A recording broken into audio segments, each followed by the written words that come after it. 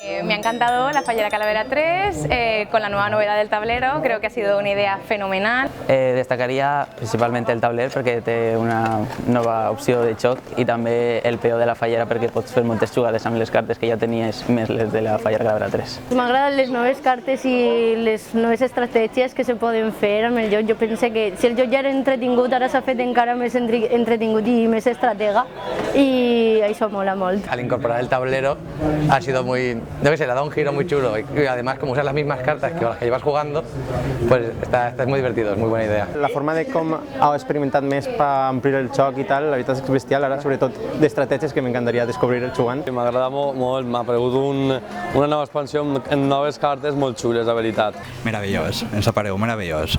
El creador també, meravellós, l'acte meravellós y el tabler es una gran novedad que nos ha agradado un montón. Se ha hecho como un giro muy nuevo porque respecto de la Fallera Calavera al 1 al 2 no había tanta diferencia en la jugabilidad porque al fin y al cabo eran batallas y cartas en la mano y ahora con el nuevo método del tablero es todo completamente nuevo y fenomenal. Ha sigut un puntàs, la veritat, tindré el tabler damunt que té dos cares, el d'inici i després el de mod expert i segur que vamos, el farem xas. Com a carta que més m'ha agradat, la veritat és que el bufanúvols de quan t'ataquen pots elegir que t'ataquen ja no siga tu sinó els demés jugadors, això m'ha fet molta gràcia. La carta de la banderola m'ha agradat molt, és rotllo el taronger que al principi van agafant cartes i poden fer més jugades, la banderola és molt bona carta i me quedé en eixa. Destacaria el pebre roig que ja crec que la gamba de muntanya era algo necessari en la paella. La semilla de la primera d'ells crec que és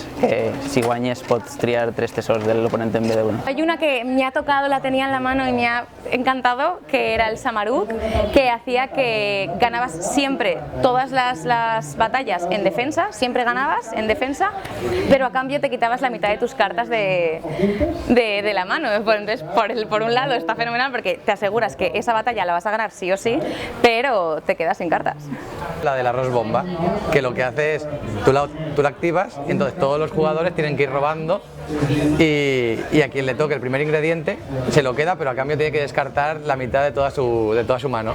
Entonces es chulo, es rollo como la típica bomba de va robando y a quien le toca pues descarta toda. Esa está bastante guay. La carta de arròs bomba és molt bomba.